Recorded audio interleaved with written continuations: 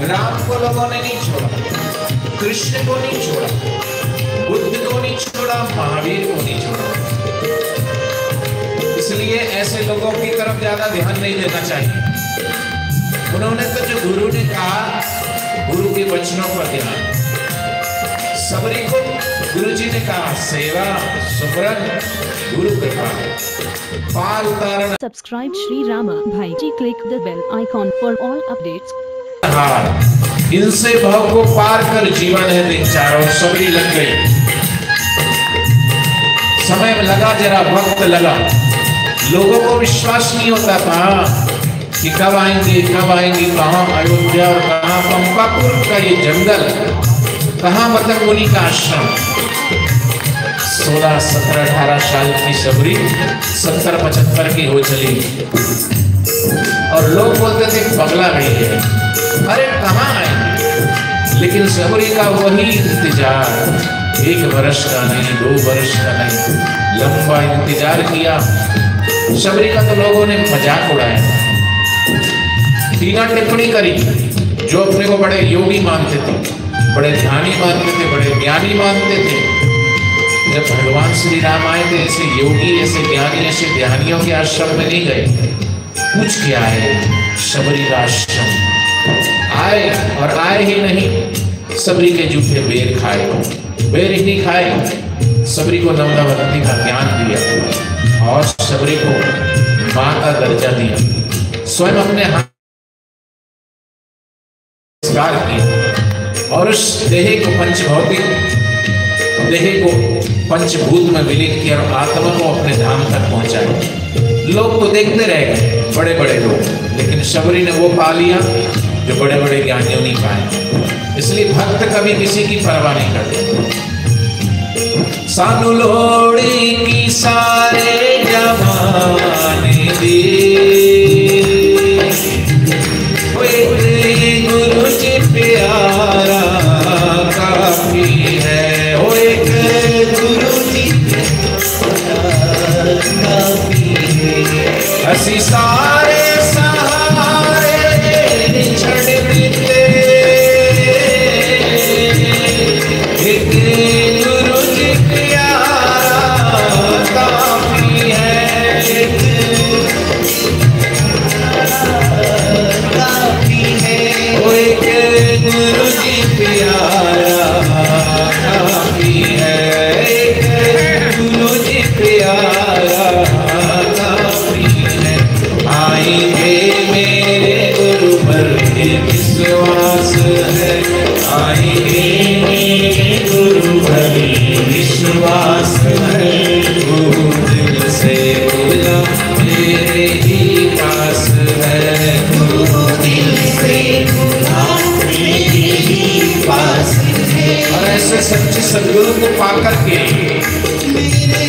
सच्चा शिष्य नाच उठता है, झूम उठता है और कहते हैं सारी दुनिया की खुशियां एक तराजू में और मेरे सदगुरु की रहमत, मेरे सदगुरु की करुणा, मेरे सदगुरु की कृपा एक तराजू में, तो भी मेरे सदगुरु की रहमत का पल्ला भारी रहेगा। हरि हरि।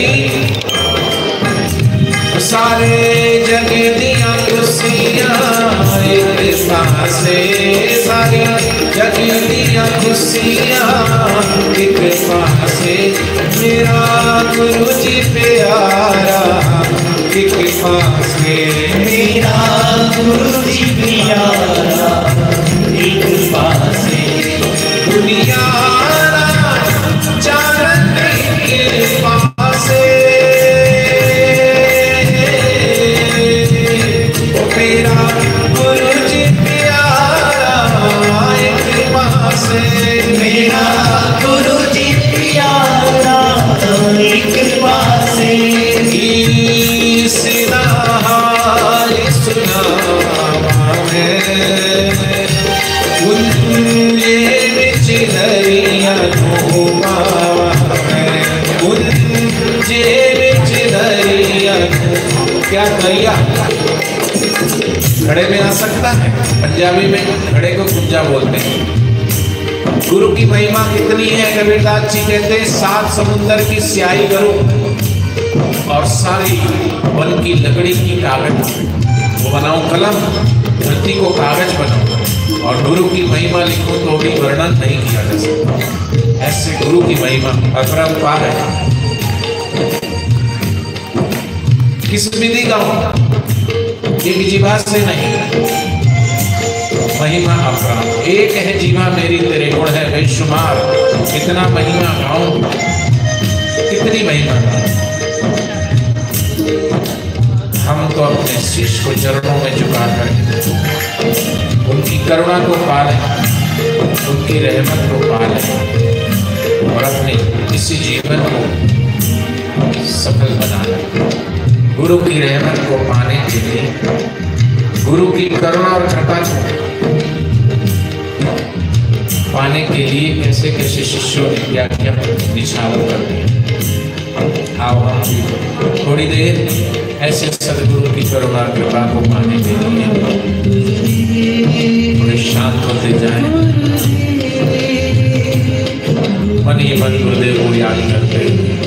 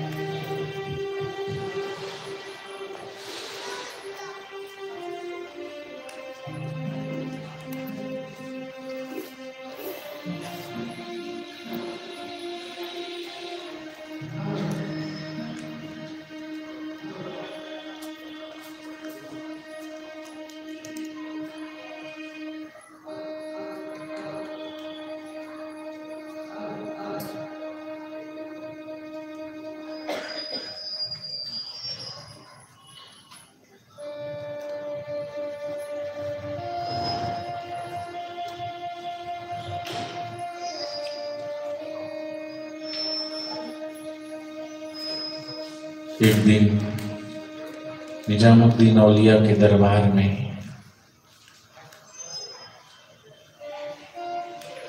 जो संगीत बजाने का काम करते थे, सेवा करते थे,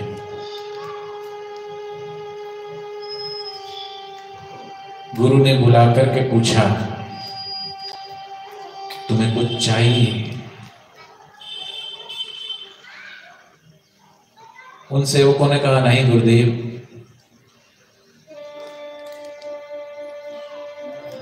कुछ नहीं चाहिए। गुरु से कुछ नहीं चाहो तो बहुत कुछ मिल जाता है, क्योंकि अगर हम भगवान और भगवत प्राप्त सदगुरु से कुछ मांगेंगे तभी मिलेगा, ऐसी बात नहीं है। कहते हैं बिन मांगे मोती मिले, मांगे मिले ना भीख, मांगन से मरना भला, ये सदगुरु की सीख। इसलिए भगवान के समक्ष जाओ या सदगुरु के समक्ष जाओ तो कुछ कामनाओं को लेके मत जाओ। और हम सब किसी न किसी कामनाओं को लेके, इच्छाओं को लेके ही मंदिर में जाते हैं।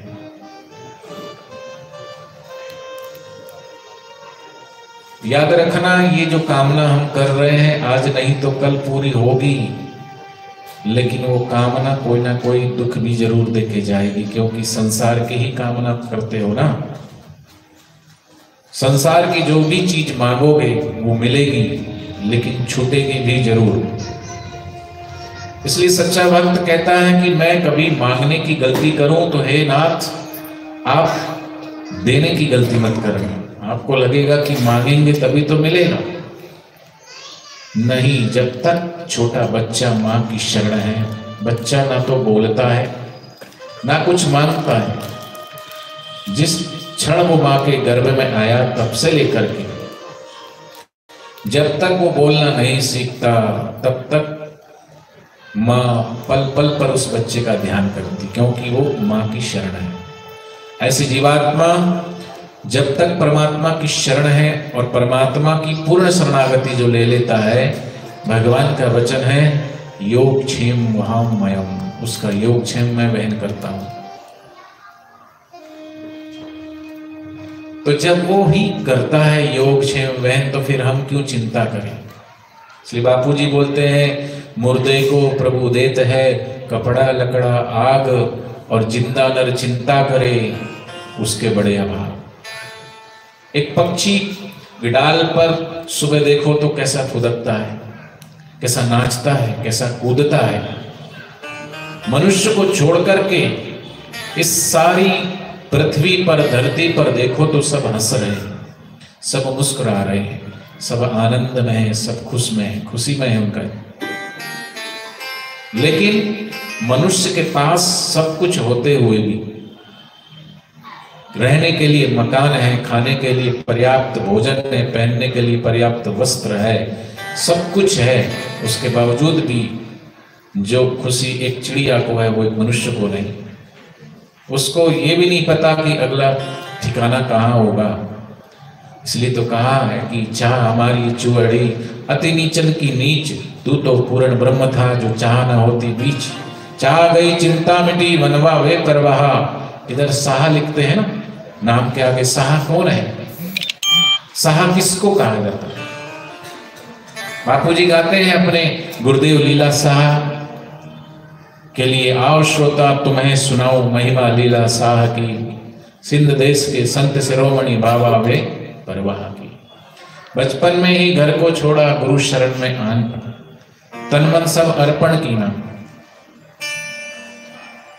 नदी पलट सागर में आई, वृत्ति अथम अघाह की। जैसे समस्त नदियां सागर में विलीन होती है, ऐसे ही हमारी सारी वृत्ति जब अंतर्यामी परमात्मा में विलीन हो जाती है, तो जैसे नदी सागर से मिलके सागर हो जाती है, ऐसे ही जीवात्मा भी परमात्मा से मिलके परमात्मा ही हो जाता है। जैसे बीज मिट्टी से मिलकर के वृक्ष में रूपांतरित हो जाता है, फूल खिल जाते हैं, फल लग जाते हैं, ऐसे ही हम सब भी उसी परमात्मा का अंश है।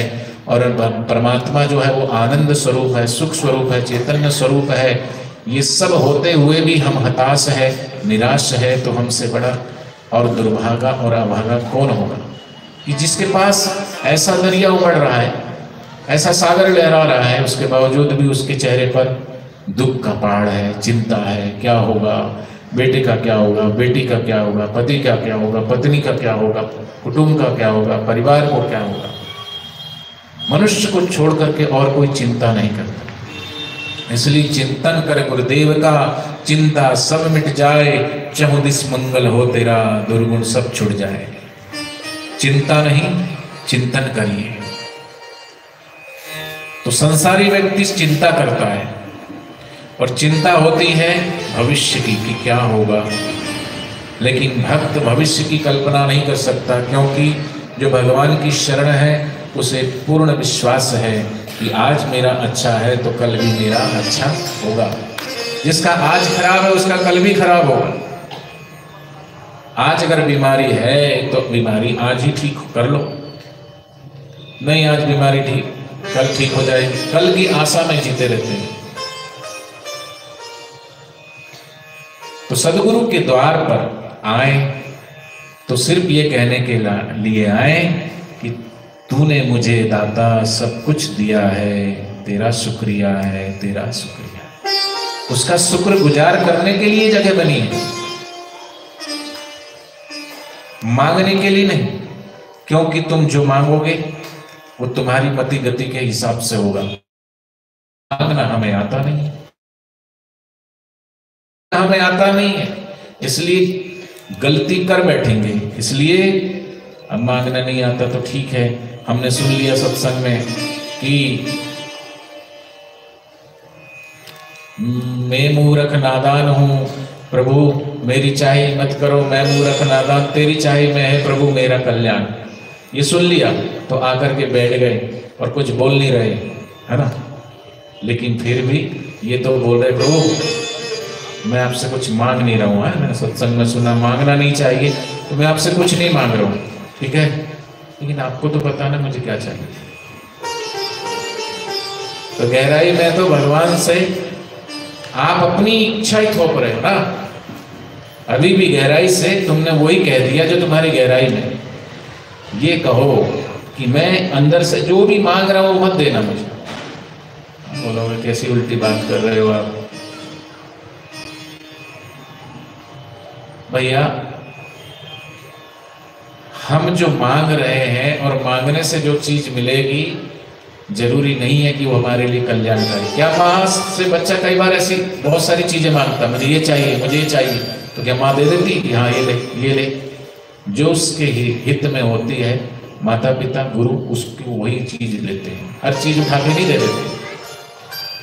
ऐसे ही भगवान से ये कहो कि आप जो मेरे लिए उचित समझते हो, जो मेरे लिए अच्छा समझते हो, इसलिए अपनी मति से भगवान को नौकर बना के नहीं, अपनी मति से भगवान से कार्य मत कराओ। बल्कि जैसे हम क्या करते हैं, हम तो रहते हैं आगे, ठीक है, और भगवान को रखते हैं पीछे कि हमारा ये काम कर दो, हमारा ये काम कर दो।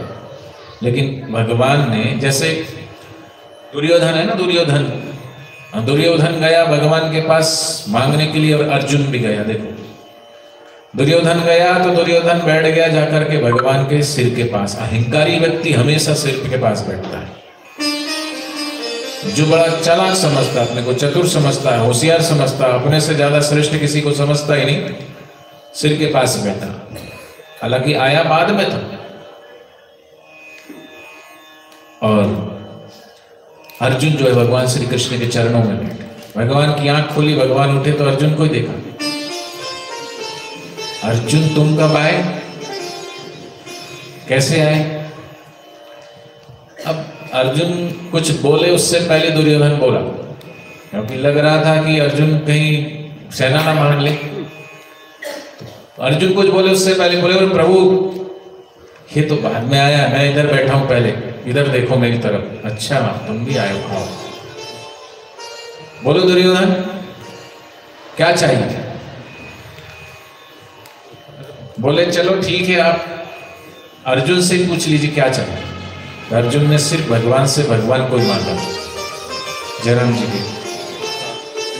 और अर्जुन की इस मांग को देख करके दुर्योधन हंसता है अर्जुन की मूर्खता पे कि बड़ा मूर्ख है, एक कृष्ण क्या कर लेंगे। बोले दुर्योधन तुम्हें क्या चाहिए? बोले प्रभु जब आपने, दुर्योधन बोलता है आप अर्जुन के हो गए तो आपकी सारी सेना, अक्षणी सेना मुझे दे दो। बोले ले लो। और दुर्योधन बड़े मन ही मन खुश हो रहा था कि कैसे भाइयों को अकल ही नहीं है, क्या मांगा इन्होंने। लेकिन याद रखना, दुनिया का सब कुछ मिला लेकिन परमात्मा ना मिला तो सब छूट जाएगा। संसार का है वो सब बह जाता है, प्रभु का है वो सब रह जाता है। इसलिए बापू जी बोलते हैं कि जे कर मिले राम मिले, वो सब मिलो साथियों। क्या हो गया, पड़ा रहेगा माल खजाना, छोड़ त्रियासुत जाना है। सब कुछ मिल गया तो क्या हुआ। सिकंदर ने विश्व विजय के लिए क्या क्या नहीं किया, विश्व विजेता बनकर आया भारत और वापिस गया। बीच में मृत्यु हो गई, और मृत्यु हो गई तो कहा दोनों हाथ बाजू में फैला देना, जब जाऊं तो सारी सेना पीछे शमशान घाट की तरफ लगा देना, सारा धन जो जीता वो भी, ताकि दुनिया को पता चले कि सिकंदर आया था विश्व विजय होने के लिए, लेकिन सिकंदर आज हार के जा रहा है। क्योंकि हम दुनिया को जीत सकते हैं लेकिन खुद से एक दिन हार जाते हैं, मौत हमें हरा देती है। लेकिन हमने विश्व को ना ही जीता, लेकिन अपने मन को जीत करके और उस मन को अगर परमात्मा में जोड़ दिया और परमात्मा को पा लिया तो सचमुच में आपकी विजय हो गई। सो सतगुरु धन धन जिन परम गढ़ी तोड़िया, सो सतगुरु वाह वाह जिन हर सियो जोड़िया। गुरु नानक देव जी कहते हैं कि वो धन्य है जिसने जन्म और मृत्यु के किले को तोड़ दिया, अपने आत्म स्वरूप परमात्मा स्वरूप को पा लिया। ऐसे सदगुरु को वाह वाह वाह वाहिगुरु बोलते हैं कि स्वयं तो परमात्मा को पा लिया, लेकिन संसार में अटक रहे, भटक रहे, अनेक अनेक जन्मों की यात्रा कर रहे जीवों को भी अपनी करुणा कृपा से अपनी तरफ खींच लिया। आज हम बैठे हैं तो किसकी करुणा कृपा से? ये गुरु और शिष्य की परंपरा से, कि अगर वो महापुरुष अगर नगर नगर डगर डगर ना घूमते, प्रभु के नाम की दीक्षा ना देते, दीक्षा अर्थात दिशा, सही डायरेक्शन कि मनुष्य जीवन का लक्ष्य क्या है, कमाना खाना और पैखाना ये मनुष्य जीवन का लक्ष्य नहीं है। कमाने और खाने के लिए इतनी झंझट करने की आवश्यकता नहीं है। पशु को तो ऐसे ही भोजन मिल जाता है, सिर्फ खाने के लिए थोड़ी कमाना होता है। साईं तो इतना मांगू 9 कोटि सुख पाऊं, मैं भी भूखा न रहूं, मेरे घर से साधु भी न भूखा जाए, ठीक है। और उसके अलावा भगवान के भजन मिले, सुमरन मिले। क्यों बार बार हर सत्संग में ये कहा जाता है कि परमात्मा से प्रेम करो, संसार से प्रेम मत करो? हर संत यही समझाते हैं, हर सत्संग में यही कहा जाता है। कहीं भी चले जाओ, हर शास्त्र में हर संत यही कहते हैं, संसार से प्रीति मत करो, परमात्मा से प्रीति करो। क्यों? क्योंकि जब हम दुनिया से जाएंगे ना तो 2 ही चीज साथ जाती है, और 2 में से फिर एक चीज ही साथ जाती है। क्या जाती है? या तो भगवान का चिंतन साथ जाता है, या संसार की चिंता, बेटा का, बेटी का, जो भी। तो हम क्या चाहते हैं? अंत में जाएं तो संसार का सुमरण करते हुए जाएं, या परमात्मा का सुमरण करते हुए जाएं?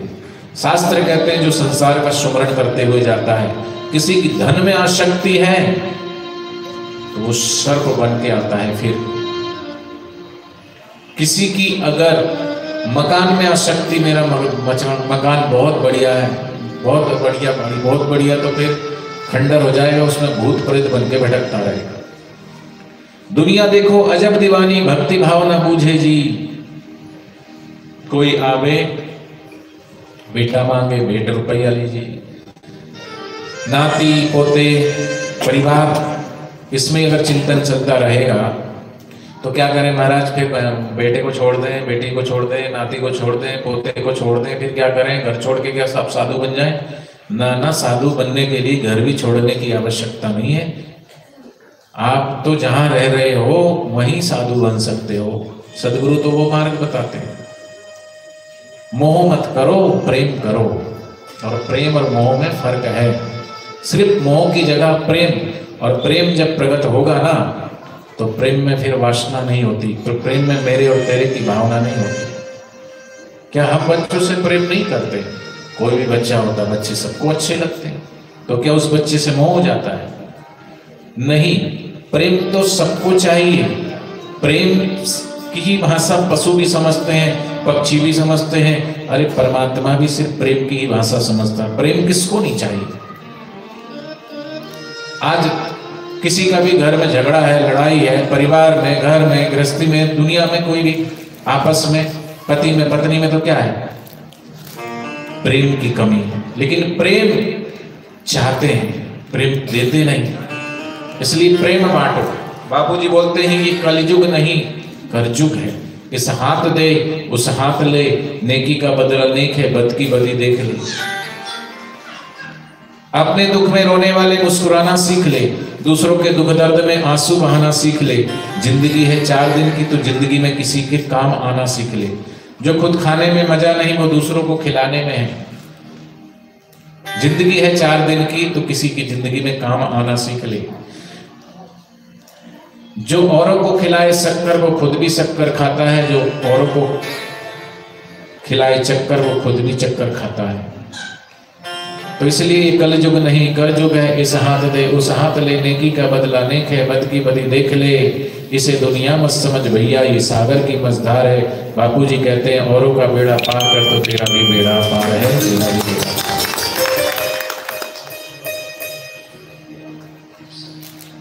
तो जो नाती पोतों का अधिक चिंतन करते हैं तो कहते फिर सुअर की योनि में जाता है। माफ करना, बुरा लगेगा, लेकिन आप लोग में अब अगर संत ही अगर सच्ची बात नहीं बोलेंगे तो क्या चिकनी चुपड़ी बातें थोड़ी होती सत्संग में है। महापुरुष तो हमारा जो घाव है उसको बिल्कुल मसल देते, पीड़ा तो होती है लेकिन उसकी नोक जब तक नहीं निकलेगी तब तक फोड़ा कैसे ठीक होगा, दर्द तो होगा। ऐसे ही सच्चाई सत्संग में ही बोली जाती है। नाती पोतों का बहुत चिंतन है, ये नाती भी है, पोता भी है, दोता भी है, तो ठीक है, सुअर के देखे होंगे 10-12 बच्चे लोग घूमते रहते पीछे पीछे, घूमते रहो, घुमाते रहो। शास्त्र में लिखा, जो धन का लोभी है आदमी, वो सर्प बन के घूमता है। जिसको कपड़े को बहुत ज्यादा शौक है, कपड़ों में आसक्ति है, वो रेशम का कीड़ा बनता है। रेशम बनाता है ना, बड़ा रेशम का जो कपड़ा होता है ना, रेशम जो ओरिजिनल रेशम बड़ा महंगा मिलता है, वो रेशम का कीड़ा देखा, ऐसा ऐसा वो बुनते रहता है, उसी में उसकी आसक्ति होती है। रेशम कपड़ों में जिसको आसक्ति है, तो भगवान कहते हैं यम यम चिंतते कामम तम तम प्राप्नोति निश्चय। जो जो जिस भाव से मुझे भजता है उसको मिलता वही है। तो जो मकान का चिंतन करता है वो भूत प्रेत बनता है, जो नाती पोतों का चिंतन करता है वो फिर सुअर की योनि में जाता है, और जो परमात्मा का चिंतन करता है, गोविंद को भजता है, वो भगवान कहते हैं वो मुझे ही प्राप्त होता है। तो क्यों ना भगवान को भी भज लें। इतना तो करना स्वामी, जब प्राण तन से निकले गोविंद नाम लेकर, ये प्राण तन से निकले अंतमति सगति।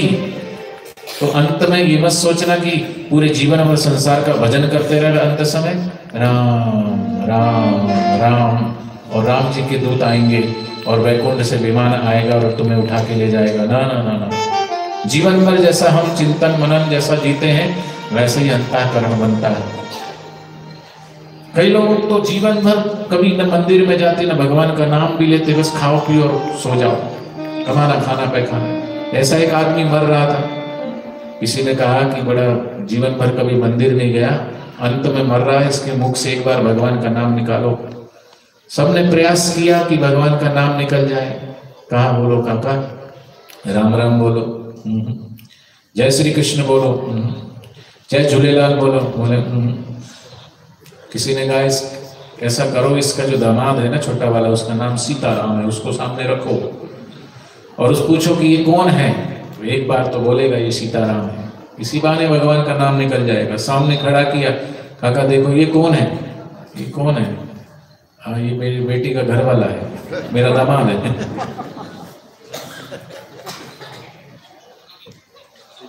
तो नाम नहीं लिया। चीते जी परमात्मा का नाम नहीं, और अंत समय फिर कंधे पे लेके जाते हैं, राम नाम सत्य है, राम नाम सत्य है, राम नाम सत्य है, सत्य बोलो सत्य है, सबकी यही गत है। किसको सुना रहे हो? जीते जी वास्तव में पता चल जाए कि राम नाम ही सत्य है और उस बाकी सब असत्य है, तो क्या मांगे?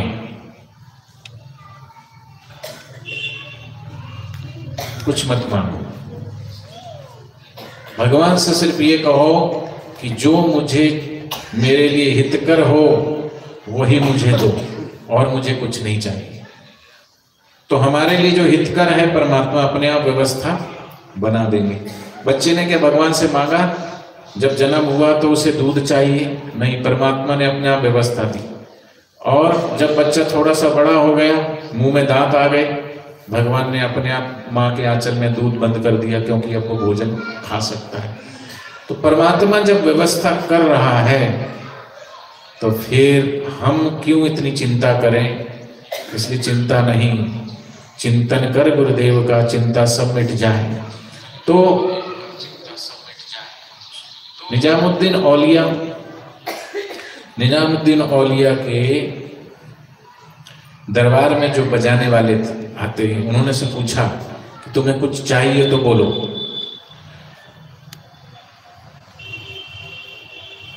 पहले तो उन्होंने कुछ मांगा नहीं, फिर भी 1 बार 2 बार 3 बार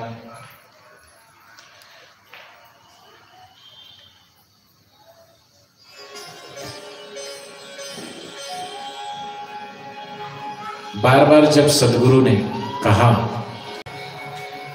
क्योंकि इतने दिनों से सेवा कर रहे थे,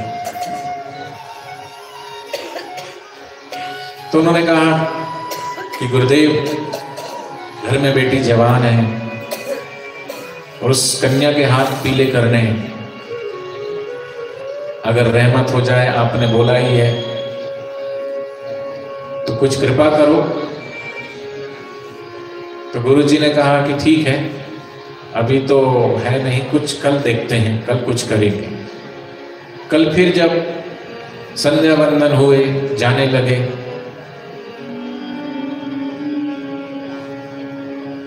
गुरुजी ने कहा बेटा आज भी कोई आया नहीं, मैं किसी को कहूं कुछ दिलाऊं। एक काम करना, कल करते हैं। कल करते 3 दिन बीत गए। तीसरे दिन वो सोचने लगे कि 3 दिन हो गए, गुरुजी ने कहा कुछ देने को दिया तो कुछ नहीं। लेकिन याद रखना, गुरु के पास भले ही कुछ ना हो देने के लिए, लेकिन उनका संकल्प मात्र से निर्धन को धनवान बना दे, निसंतान को संतान दे दे। कहते हैं वाह वाह रे मौज फकीरा दी, चाल चले अमीरा दी, मांग तांग के टुकड़ा खाते, चाल चले अमीरा दी।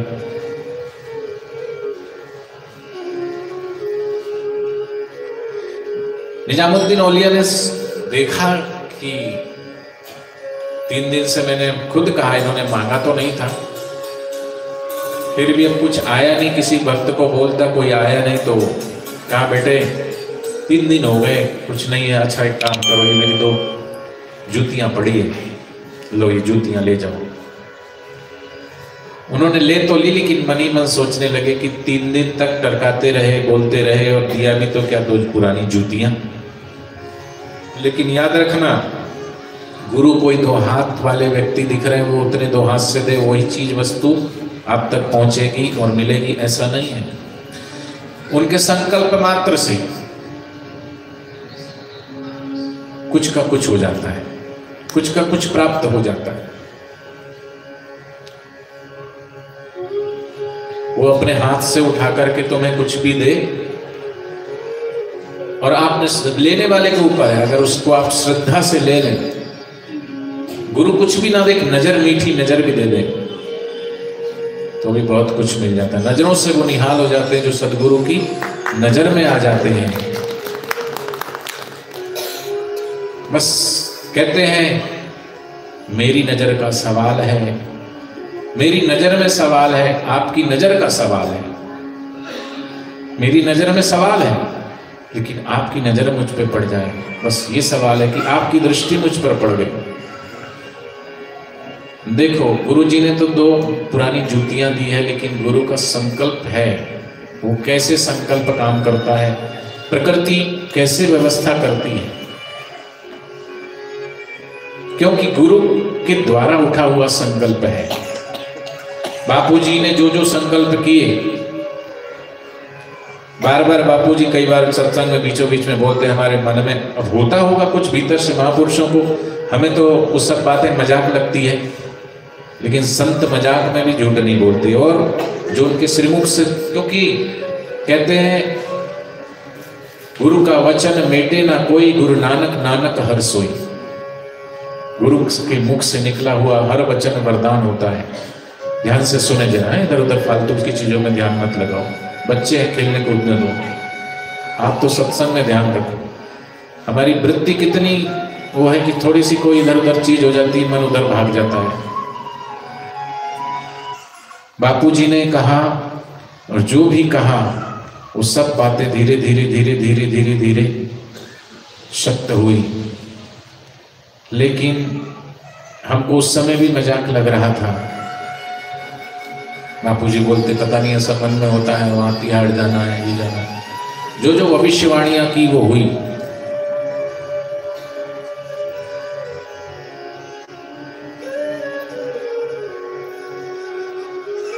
जो प्रधानमंत्री बने उन्होंने भी नहीं सोचा होगा उस समय बापूजी ने जब उनको बुलाया और बापूजी ने सब शब्द कहे थे। आपने भी सत्संग में सुना होगा कि मल्ल नाम दिया है इनको हमने। मल्ल अर्थात कंधों पे कुछ जिम्मेदारी रखना चाहते हैं। ये संकल्प किसका था बोलो? बापूजी का था। और फिर उस संकल्प को फलने में चाहे 1 वर्ष लगा, 2 वर्ष लगा, 3 वर्ष, 10 वर्ष, जो भी लगा, लेकिन संकल्प फलीभूत हुआ। तो महापुरुष के द्वारा जो भी संकल्प उठता है वो देर सवेर प्रकृति कार्य करती है। कैसे?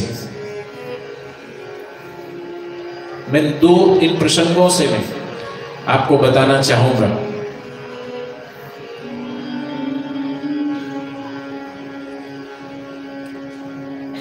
निजामुद्दीन औलिया के दरबार से पादुका लेकर के निकले और चले, और चलते चलते रास्ते से जा रहे हैं जिधर से, उधर से ही उनका एक सतशिष्य आ रहा है। सतशिष्य वो जो गुरु की करुणा को, गुरु की कृपा को, गुरु के संकेतों को दूर से ही झेल ले, वो उत्तम शिष्य।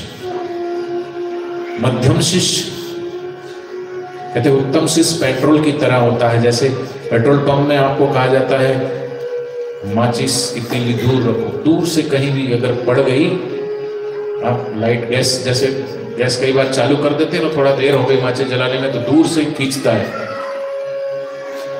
ऐसा संकेत खींच लेता है। मध्यम शिष्य कपूर की तरह आग का स्पर्श होगा तब जलेगा, और तीसरा शिष्य वो कोयले की तरह आग पे रखो, फिर थोड़ा फूको फूको तब आग पकड़ेगी। और कनिष्ठ तक थर्ड क्लास, फोर्थ क्लास, वो तो केले के थड़ की तरह आग में लगा दो तो भी आग नहीं पकड़ती। लेकिन वो सत्शिष्य था, नाम खुसरो था, लेकिन बाद में उसको गुरु ने कहा तू ऐसा अमीर है दिल का, गुरु के हृदय में जिसका निवास हो जाए वो सच्चा अमीर बन जाता है। गुरु ने उसको नाम दिया अमीर खुसरो।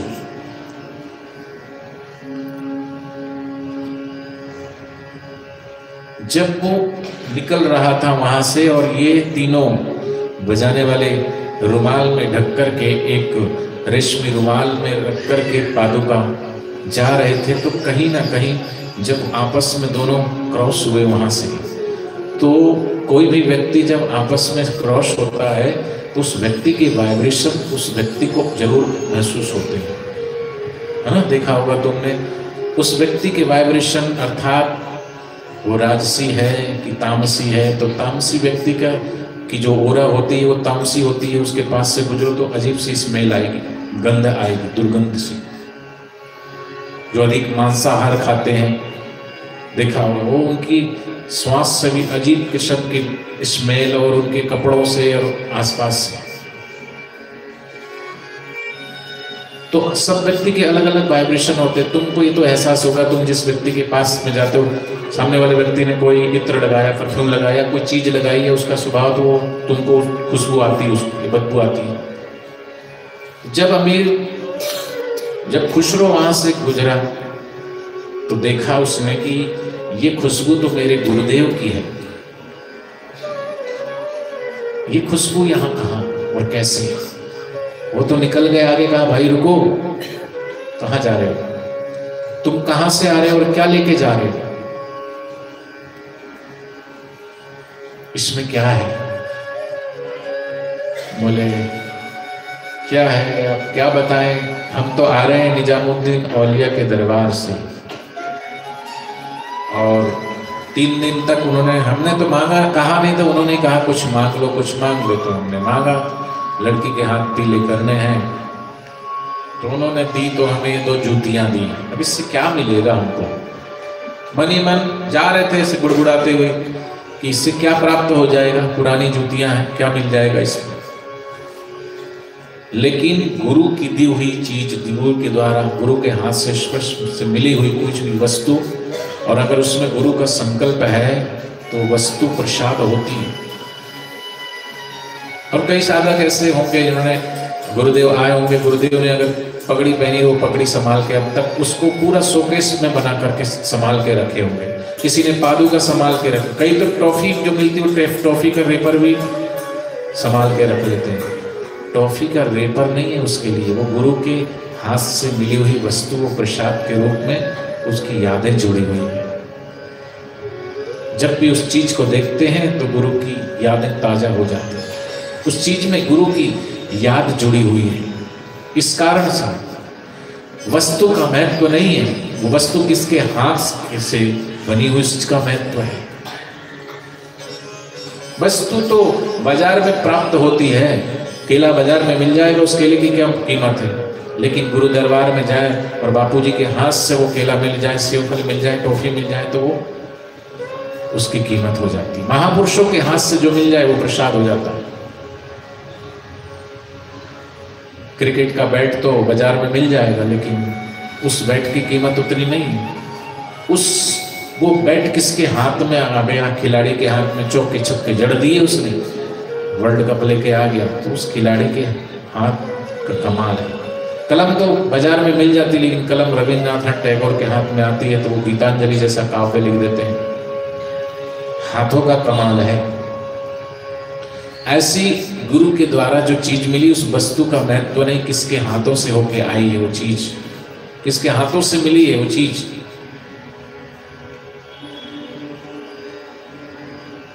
कल मैं नरसिंहपुर में रुका था किसी साधक भाई के घर,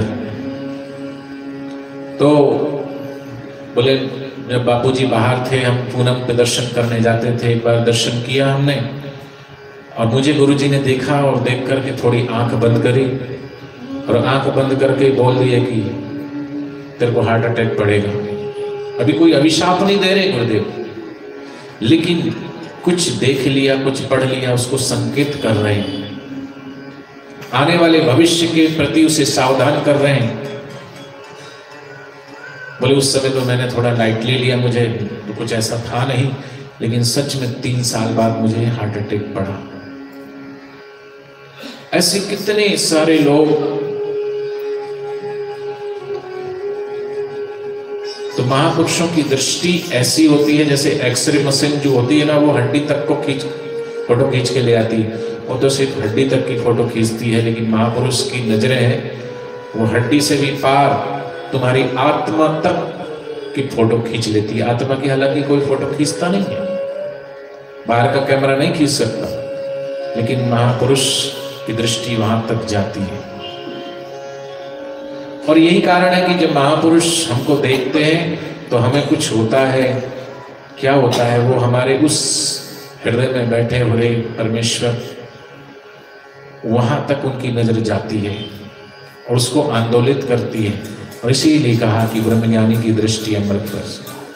वो पादुका लेके जा रहे थे तो उन्होंने पूछा इसमें क्या है, तो बोले उस औलिया की पादुका है, क्या मिलेगा इससे? अरे बोले क्या मिलेगा, इधर आओ, ये पादुका मुझे दो। अब देखो यहाँ रहमत बरसी गुरु की, उन्हें कल्पना भी नहीं थी, उन्होंने कभी भविष्य में कभी सोचा ही नहीं होगा इतना इतना इतना मिलेगा इसके बदले में, ये कभी उन्होंने कल्पना ही नहीं की थी। वो तो मात्र दो उनकी जूतियां समझ रहे थे, लेकिन वो जूतियों के पीछे गुरु ने जो संकल्प छोड़ दिया था वो संकल्प काम करता है। आज लोगों को बड़ा आश्चर्य होता है कि बापूजी के इतने सारे आश्रम हैं, 450 आश्रम है, 21,000 बाल संस्कार, 20,000 युवा सेवा संघ है, ऋषि प्रसाद हर महीने आती, ऋषि दर्शन आती, सारे आश्रम हैं, सैकड़ों गौशाला है, सैकड़ों गुरुकुल है। कौन चला रहा है इनको? सुचारू रूप से व्यवस्थाएं चल रही, कौन चला रहा है? आप चला रहे हैं, हम चला रहे हैं? ना ना ना ना भैया, अभी मैं बोल रहा हूं तो ये माइक मेरे आगे है, ये सिर्फ माध्यम है आप तक आवाज पहुंचाने के लिए, इसकी अपनी कोई सत्ता नहीं है। ऐसे मैं इसके पीछे हूं, मैं भी एक माध्यम हूं आप तक आवाज पहुंचाने के लिए। बुलवाने वाला तो वो पीछे बैठा है, उनकी सत्ता है, उनकी कृपा है तो ही बोल पा रहे हैं। सदगुरु का संकल्प, महापुरुषों का संकल्प ही काम करता है। यदि वह संकल्प चलाए, मुर्दा भी जीवित हो जाए। और हम तो उन महापुरुषों से भी वही चाहते हैं जो हमारी इच्छा है। हम सबकी इच्छा बापूजी जल्दी बाहर आए, हम सबके बीच में आए। हमको जो लाभ हुआ है वो लाभ उन महापुरुषों की कृपा से जो हमें मिला है। हम तो बार बार उनका दर्शन, उनका सत्संग, उनका सानिध्य चाहेंगे। लेकिन महापुरुष इस मात्र सिर्फ हम सब साधकों का कल्याण करने के लिए नहीं है, हम सब बापूजी को मानते हैं, वो सिर्फ हमारा हित करने के लिए नहीं आए हैं। वो महापुरुष तो सारे विश्व का कल्याण करने के लिए आए, और विश्व का कल्याण कैसे होगा, धर्म की स्थापना कैसे होगी, किस तरीके से होगी, ये तो वो जानते हैं, आप और हम नहीं जानते। तो उसमें महापुरुष का संकल्प है, और जो संकल्प है, जैसे बापूजी का 25 अप्रैल को जो निर्णय आया, उसमें पूज्य बापूजी क्या बोले, पहले मेरे बच्चे आएंगे फिर मैं आऊंगा, हम पहले अपने बच्चों को निकालेंगे फिर हम आएंगे। और बापूजी की ये भविष्यवाणी भी सत्य हुई, मीडिया ने भी दिखाया। पहले शिल्पी, तो शिल्पी बाहर आई, कोर्ट ने तो निर्णय सुना दिया था 20-20 साल की सजा। कोर्ट का निर्णय सर्वोपरि होता तो फिर क्यों बरी होते। हाई कोर्ट है, सुप्रीम कोर्ट है, और मैं कहता हूं हाई कोर्ट में जाए कि सुप्रीम कोर्ट में जाए, वो निर्णय तो बाद में आएगा। बापूजी के साधकों ने अपना निर्णय पहले ही सुना दिया, कोर्ट का कुछ भी सुना दे, हमारा निर्णय ये है कि हम बापूजी के थे, बापूजी के हैं और बापूजी के ही रहेंगे, कोर्ट चाहे कोई भी निर्णय सुना दे। हम नहीं छोड़ के दर आपका जाने वाले, भक्त जब आपका कहते हैं जमाने वाले, आपके दर पे जिए बापूजी, यही मर जाए यही कहते हैं बापू के दरबार में आने वाले। हरि ओम।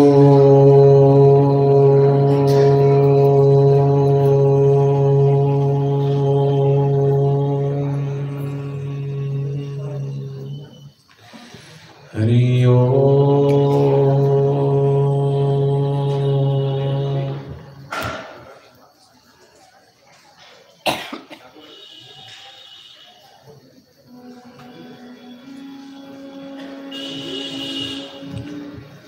तो जैसे ही निजामुद्दीन औलिया की वो पादुका उस अमीर खुसरो ने ली, रुमाल हटाया तो देखा गुरु की चरण पादुका। बोले भाई क्या लोगे इसका? बोले कुछ भी दे दो। बोले इसकी कीमत मैं चुका दूं, इतनी मेरे औकात नहीं और ना मेरे बस की बात है, ये मेरे उस पीर की, उस औलिया की चरण पादुका है।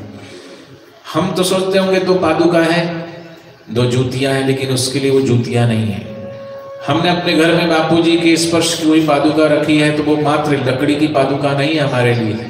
वो जब तक दुकान में थी वो लकड़ी की पादुका थी, लेकिन गुरु के चरण उस पर पड़ गए, हमारी श्रद्धा उस पादुका से जुड़ी है, हमारी भावना उस पादुका से जुड़ी है। और भरत जी के लिए राम जी की पादुका खड़ाऊ से खड़ाऊ नहीं थी, वो अयोध्या के राज सिंहासन पर उसको विराजमान भरत जी ने किया। ऐसे ही साधकों के हृदय में गुरु के चरण विराजमान है। बोले देखो भाई, इसकी कीमत तो अनमोल है, सच में गुरु की रहमत की कीमत कोई दे नहीं सकता, वो बेमाप और अनमोल होती। फिर भी मेरे पास जो है, मैं मंत्री पद से इस्तीफा देके आ रहा हूं, मुझे इस्तीफा अर्थात रिटायरमेंट हुई, कह लो रिटायरमेंट हुई है, तो मुझे 40 ऊंट राजा ने भर भर के दिए, हीरे मोती माणिक जवाहरात वस्त्र अलंकार सब कुछ है। इसमें से एक ऊंट मैं रखूंगा, अपने जीवन यापन करो। 39 ऊंट सारे के सारे मैं देता हूं, और उसके बदले में ये मेरे गुरु की ये 2 पादुकाएं मुझे दे दे। और वो सच्चा शिष्य गुरु की पादुका लेकर के और अपने गुरु के दरबार की तरफ चल पड़ा। दरबार में पहुंचा, रेशमी रुमाल हटा करके दोनों पादुका गुरु के चरणों में रखा। गुरुदेव ये दोनों पादुका पहने। गुरु कहते हैं कि बेटे ये तो मैंने किसी को दी थी। बोले गुरुदेव दी थी, लेकिन मैं ले आया। कैसे ले आया? गुरुदेव मैंने इसकी कीमत चुकाई। क्या कीमत चुकाई? बोले अपने पूरे जीवन भर की जो पूंजी कमाई थी, वो सारी की सारी पूंजी मैंने लगा दी। क्या लगा दी? बोले 40 ऊंट मिले थे, 39 के 39 ऊंट भर के जो लाया था माल खजाना सारा का सारा मैंने दे दिया, और बदले में मैंने आपकी दोनों पादुका ली। वो गुरु कहते हैं कि बेटे अभी भी तू नफे में है, फायदे में है, क्योंकि तूने जो दी है वो इस जन्म की कमाई और वो नश्वर हीरे मोती माणिक, लेकिन तूने जो गुरु के चरणों को जो तेरी श्रद्धा है, जो तेरा प्रेम है, जो तेरा विश्वास है, और गुरु की करुणा कृपा पाने के लिए, गुरु के प्रति जो तेरी श्रद्धा है, कहते हैं इसे गुरु की कृपा पाने के लिए एक जन्म की कीमत तो क्या, 2 जन्म की कीमत तो क्या, लाख जन्म की कीमत तो क्या, 84 लाख जन्म की कमाई भी अगर देकर के गुरु की रहमत, गुरु की करुणा कृपा अगर किसी को मिल जाए तो भी सौदा सस्ता है। क्यों सौदा सस्ता है? क्योंकि वो तो वो दे देते हैं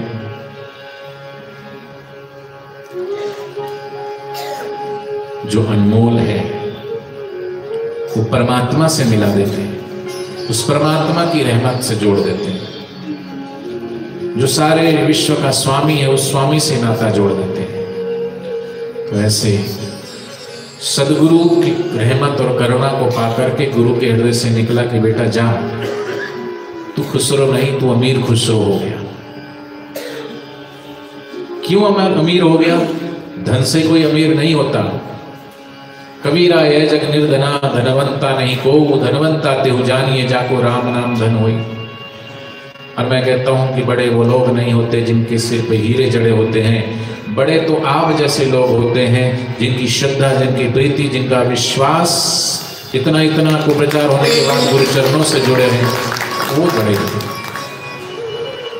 इसलिए मीरा भी अपने आप को कहती है कि मैंने गुरु से जो नाम पाया वो नाम ही मेरा असली धन है। पायो जी मैंने राम रतन धन पायो, वस्तु अमोलक दी मेरे सदगुरु कृपा कर अपनाए। तो हम सबको भी ऐसे सदगुरु ने कृपा करके, करुणा करके अपनाया है। और तो आओ हम ऐसे सदगुरु के चरणों में 2 मिनट कीर्तन करते हैं, उसके बाद फिर बापू जी की अमृत पानी का नाम लेंगे। हम तो यही प्रार्थना करें कि ये जीवन, अब सारा जो जीवन मिला है, कब तक है कोई पता नहीं, लेकिन सारा जीवन गुरु के चरणों में ही हमारा बीत जाए। हमारी भक्ति बढ़ती रहे गुरुदेव के चरणों में, और हमें कुछ नहीं चाहिए।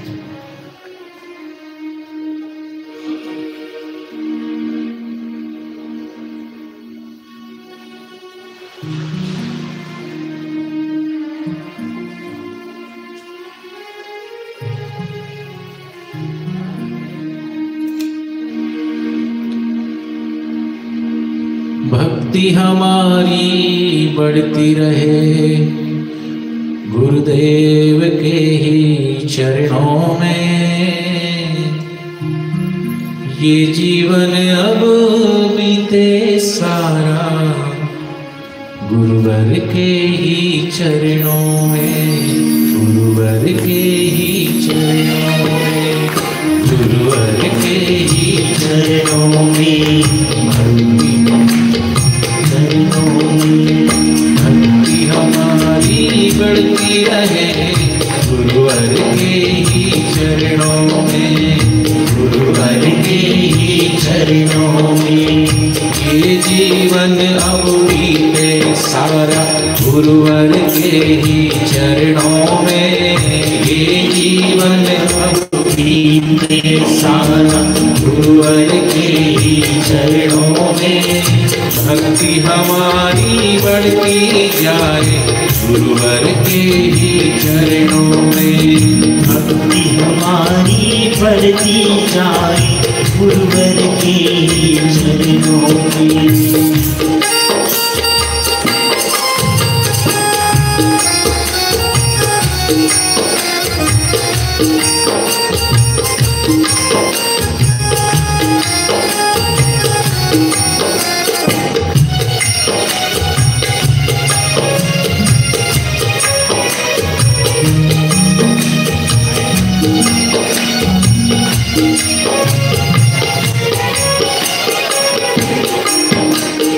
गुरु ही ब्रह्मा गुरु ही विष्णु गुरु ही अलख निरंजन है।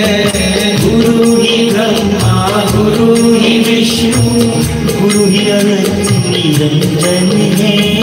गुरु ही ब्रह्मा विष्णु है और गुरु ही अलख निरंजन है। गुरु ही ब्रह्मा विष्णु है, गुरु ही अलख निरंजन है। गुरु ही मंगलकारी है और गुरु ही दुख भव भंजन है। गुरु ही मंगलकारी है, गुरु ही भव भय भंजन है। सारे तीर्थ मंदिर होते सारे तीर्थ मंदिर होते गुरुवर के ही चरणों में। सारे मंदिर होते गुरुवर के ही चरणों में। भक्ति हमारी बढ़ती जाए गुरुवर के ही चरणों में। भक्ति हमारी बढ़ती जाए गुरुवर के ही चरणों में।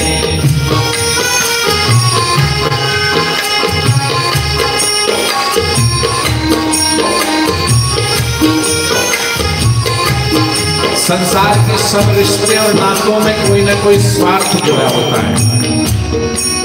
नेता और जनता का संबंध वोट के लिए, नौकर और शेठ का संबंध नोट के लिए, पति पत्नी का संबंध काम के लिए और पुत्र और पिता का संबंध जायदाद के लिए। लेकिन एक गुरु और एक शिष्य का ही एक संबंध है जो शाश्वत संबंध है, निस्वार्थ है। इसलिए बोलते हैं गुरु शिष्य सा पावन जग में ना कोई दूजा बंधन है। गुरु शिष्य सा पावन जग में ना कोई दूजा बंधन है। गुरुवर की कृपा दृष्टि से कट जाते भव बंधन है। गुरुवर की कृपा दृष्टि से कट जाते भव बंधन है। सच्ची शांति तृप्ति मिलती सच्ची शांति तृप्ति मिलती गुरुवर के ही चरणों में। सच्ची शांति तृप्ति मिलती गुरुवर के ही चरणों में। ये जीवन अब बीते सारा गुरुवर के ही चरणों में।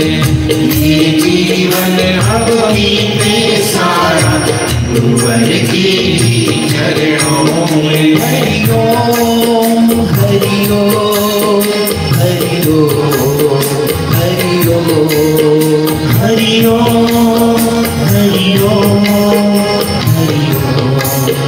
हरि ओम हरि ओम हरि ओम हरि ओम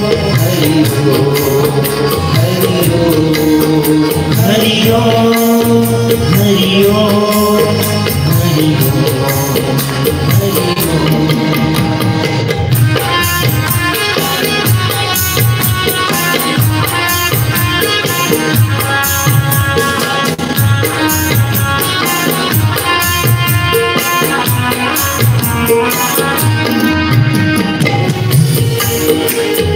धरा पे उतरे हित करने को जब जब प्रगटे संत जन। धन्य होए युग काल जहां जहां विचरण करे होवे देश निहाल। धरा पे उतरे हित करने को गुरुवर का अभिनंदन है। धरा पे उतरे हित करने को गुरुवर का अभिनंदन है। करुणा वरुणा के सागर गुरुवर का ही अभिनंदन है। करुणा वरुणा के सागर गुरुवर का ही अभिनंदन।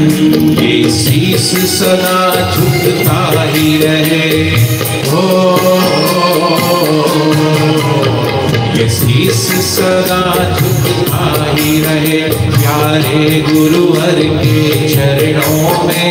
ये शीश सदा झुकता ही रहे प्यारे गुरुवर के चरणों में।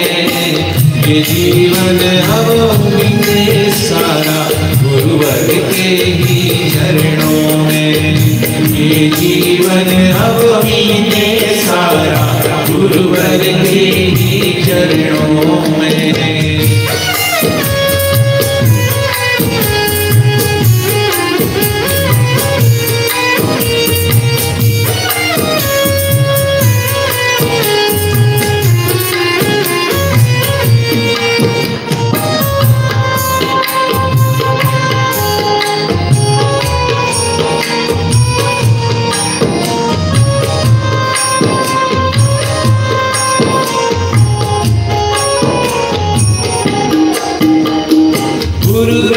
रक्षा सबकी करते हैं, शक्ति का करे स्पंदन है। गुरु रक्षा सबकी करते हैं, शक्ति का करे स्पंदन है। प्रभु दिखे सर्वत्र हमें, गुरु देते ऐसा अंजन है। प्रभु दिखे सर्वत्र हमें, गुरु देते ऐसा अंजन है। हम श्रद्धा को अटके रखे, हम श्रद्धा को अटके रखे प्यारे गुरुवर के चरणों में। हम श्रद्धा को अटके रखे प्यारे गुरुवर के चरणों में। ये जीवन अब बीते सारा प्रभु के ही चरणों में। ये जीवन अब बीते सारा प्रभु के ही चरणों में।